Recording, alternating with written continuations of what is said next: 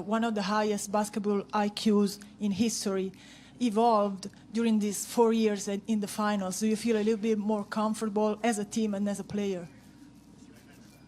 Yeah, I mean, in the finals, it brings the best out of you, and when the competition is as great as it has been every year we've been here facing LeBron and teams that he's been with, it tests you mentally and physically to get through these series. And looking back 2015, 2016, last year, and this year, there's been so many different challenges that we've faced, and some we've succeeded at, some we haven't. And definitely a better player than I was before these 4 series have started, and hopefully there'll be an appreciation for that when it's all said and done. LeBron just said that in order to win this series and games in the finals, you need to be, besides having talent, you need to be cerebral. So what's the state of mind and the mindset you need to have now to close the series? Just understand the details of defensively what we need to do against a team like Cleveland with the threats that they have. Understanding that Game 4 is going to be the toughest game that we've played in this series to close it out, and we're going to need energy, effort, focus from every guy that steps foot on the floor for 48 minutes, and kind of like we did in Game 3, where we know they're going to throw some crazy punches, and we got to be able to weather the storm and their runs and the crowd and the atmosphere and all that. Just try to keep our composure as best we can. Whether shots go in or they don't, or calls go your way or they don't, no matter what the score is, you got to keep fighting, keep playing, because closeout games are the hardest things that you can ever experience in the playoffs. Tim in the back row. Tim Reynolds with the Associated Press. Steph, you guys are grown accustomed to winning 65, 67, 73, whatever the numbers have been the last 3 years. In a couple of ways, does you almost appreciate this run more because you guys had to show maybe a lot more toughness this season, had to deal with a lot more adversity this season than you had in the past 3? Does it almost make you appreciate what you guys are about to do more, given the journey that you've been on this year? At the end of every season and run that we've had, there's always an appreciation for things you learn and things you've gone through. Going into this season, I don't think anybody could have guessed or predicted, the ups and downs and the roller coasters we've been on. So definitely a different year, just overall. Personally with injuries, as a team with dealing with injuries, dealing with the kind of expectations that have been placed on us from the outside and the noise around us as a team. We're trying to understand that throughout the regular season we had to continue to get better, whether that was a slow process or not, and understand when the playoffs came around that probably wouldn't go 16-1. To win a championship is probably going to be a lot harder because teams are keying in on us and shifting up their lineups and things like that. And it's kind of been, that's been how it's been. And I think for us to do what we did in the conference finals and win a Game 7 on the road, we'd never done that before. And now be one game away. It's been a crazy ride. So now we just got to finish the job, and I think we're all excited about that opportunity. Back left. Dan Feldman, NBC Sports. Steph, there's a video going around of you kind of yelling into your jersey right after you left the court last night. What was going through your mind at that point? Obviously happy to get the win. It was a tough game all the way around. And, when you go through that kind of competitive experience for 48 minutes, it's a sense of relief walking off the floor with a win. Obviously, I always say I'm my biggest critic and would have loved to make a couple more shots earlier in the game and things like that. So sometimes you have to get rid of those thoughts and understand that there's another opportunity on Friday to rectify that. But, we're walking off the floor up 3-0, having won a game on the road, and definitely a sense of relief and just getting those emotions out. Is that a conscious decision you've made at some point, that when you need to let those emotions out, to do it after the game, before you get in here with us, like that's the right time, or is that just when it happened to come out last night? I've never thought to walk up here on the podium and just yell. So, nah, I never had that impulse. But usually, like I said, when you're in that pressure type environment on the court and there's 20,000 fans screaming at you for 2.5 hours, when you walk off the court, you're in the tunnel, walking in the locker room, there's a little time to decompress a little bit. It might come out a bunch of different ways. But yesterday, I just wanted to just yell and get it over with. Phil on the front left. Hey, Steph. Phil Barber, Santa Rosa Press, Democrat. 2 full years with Kevin now and a lot of success, obviously. But are there times when you still find yourself sort of feeling out who has the hot hand at a given time, or when you need to take over a little bit and when you need to sort of defer to Kevin a bit? Not really. I mean, it's been very, very fluid, especially this year. Been well documented, last year how it went up until we were in this building, I think over the Christmas Day game, and us having kind of a come to Jesus meeting afterwards about, what we needed to do differently to build some momentum down the stretch of that season to get ready for the playoffs. But this year has been a lot more comfortable, a lot more just understood how we feel out the game and what plays to call, and understand we all can be aggressive. We're not going to step on anybody's toes. We all understand that we'll have an opportunity to impact the game, whether it's for stretches of the game or play here, play there. But we all need to be aggressive and be threats and be confident out there. And it's been fun to be on that journey and kind of learn a new system within an old system pretty quickly these last 2 years. Ramona back left. Steph, Ramona Shelburne, ESPN.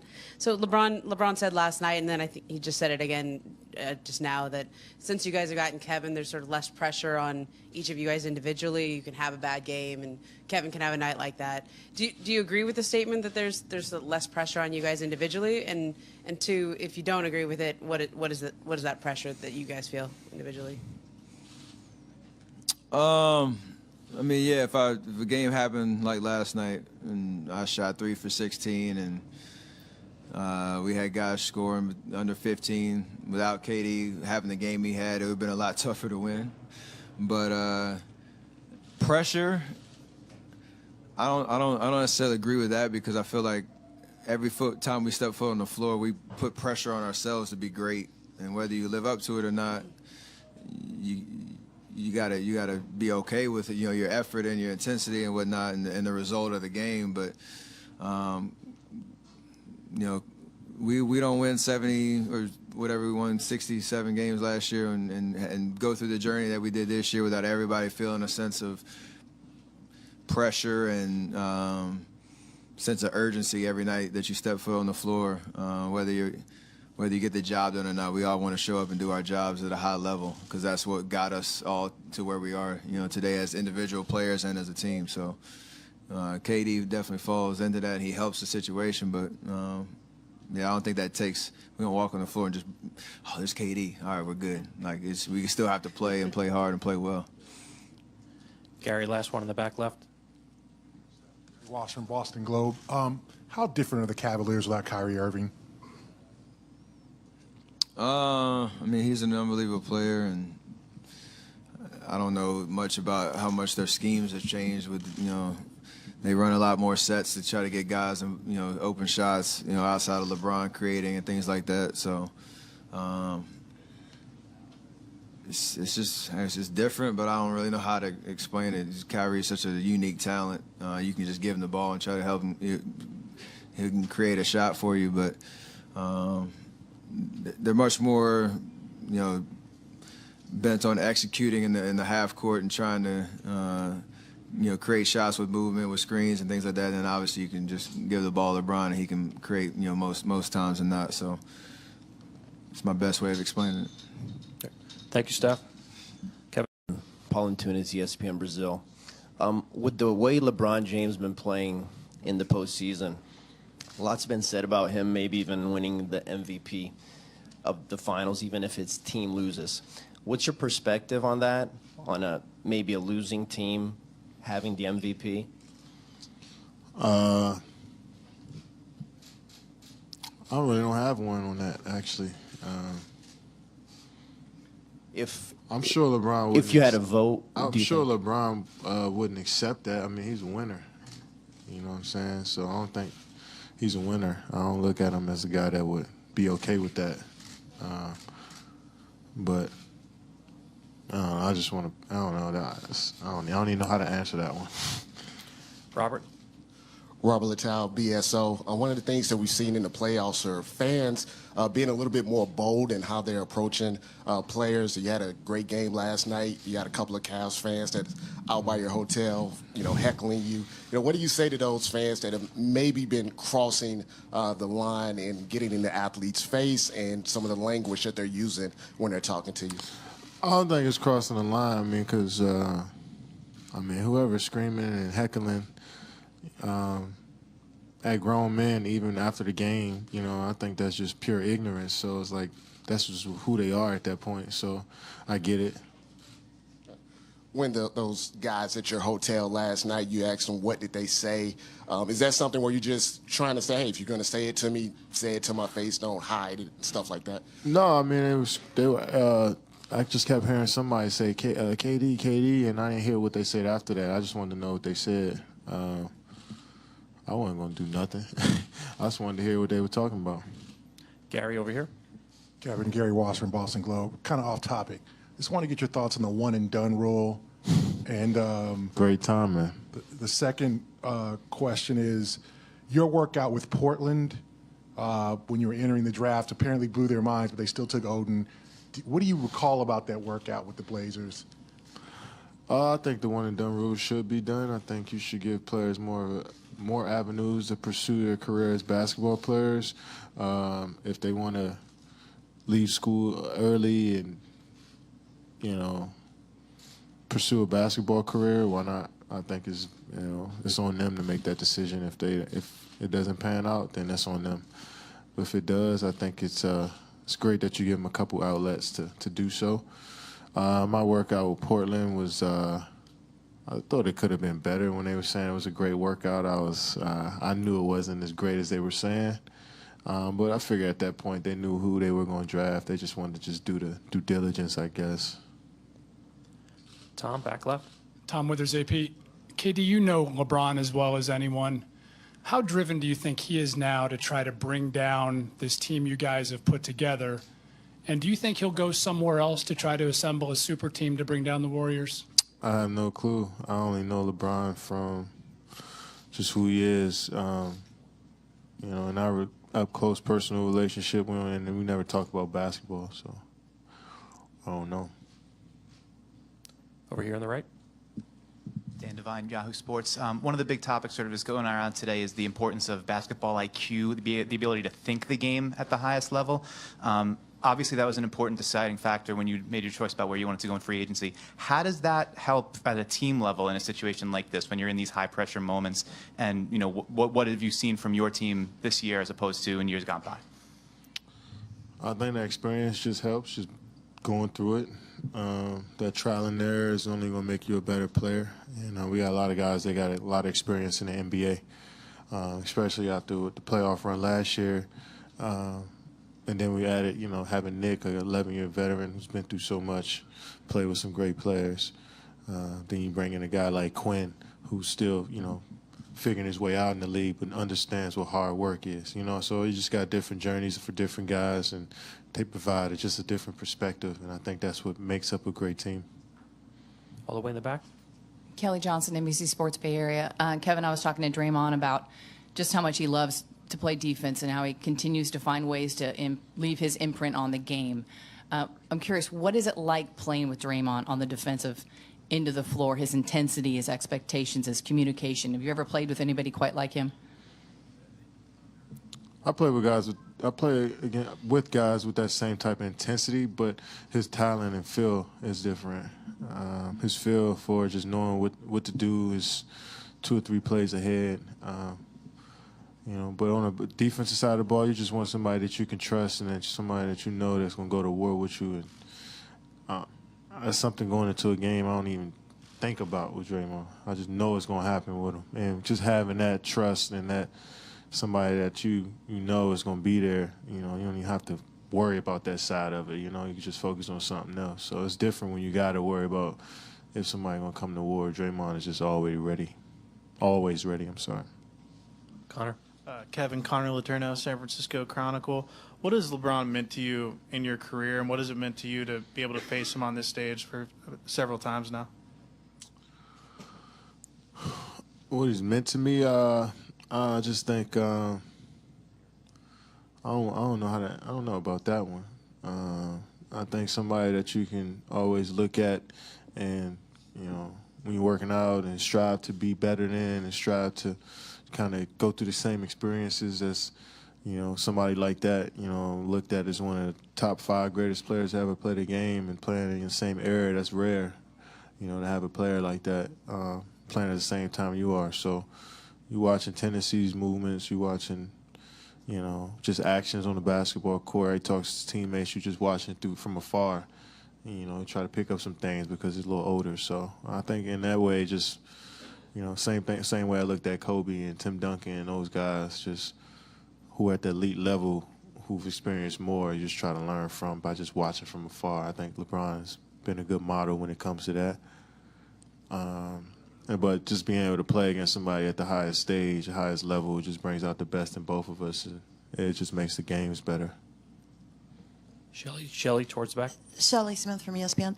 In what way is this team more locked in right now than it was last year? It's different, man. I keep telling people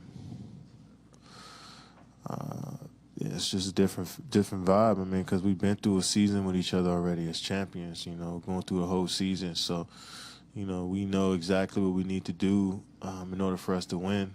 And, so we want to do that, focus on that as much as possible. And the emotions and all of that stuff doesn't really matter. We just try to play a solid, focused game, and we'll figure out how to feel afterwards. So we just try to, it's just different. It's like I told someone earlier, I think Kanye West's first album is his best one because I didn't hear an album from him before. So the first one is always a little different, but he has some great music after that as well. So I feel like we're in that transition from having a great first year, but figuring out different ways to be good in the second year. So if that makes sense. JaVale McGee called it a beautiful thing. Oh, definitely. If you listen to JaVale, he has all the answers. Last 2 questions on the left side. Kevin, Brad Watkins, CBS Sports. Steve talked last night about how decisive you were with the ball. Is that a conscious decision on your part going into the game, or is that more how they're defending you and the fact that Steph and Clay were both off by their standards?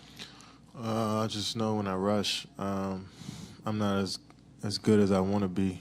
If I take my time and be patient, I can dictate and control everything. So I'd rather control everything than be, reacting to someone else out there. So I just try to be as patient as I could, but still, be strong with the basketball. Is that a tough balance to stay patient when you know that kind of the longer you do hold the ball, or anyone holds the ball for that matter, things do bog down? Is that a tough balance to be patient and decisive at the same time? Nah, because when we throw the ball into Draymond, we still move, we still cut. So I expect the same when I get the ball, and my teammates do that. So as long as I hold the ball, if everybody keeps moving, if I don't find nothing, then I can go to work. Melissa, last question. Melissa Rowland, Barrier News Group. LeBron was talking about how the challenge around the league is not only to find a group of guys as skilled as the Warriors, but as intelligent as the Warriors. Is intelligence kind of a less appreciated aspect in a locker room? And what's it like being in the Warriors locker room in terms of everybody's collective IQ? I think as basketball players, we should all be offended if intelligence isn't the first thing you think about when you're looking at basketball players. I compare us to musicians. I compare us to artists, to architects, to surgeons. I compare us to the highest at any field because what we do is hard. We're one percenters in the world. So when you walk into any locker room in the NBA, I expect you to think that all of these guys are intelligent at what they do, and I think that's a underrated trait from somebody outside of the league. from outside of the locker rooms because they don't realize how hard the game is, I think, sometimes.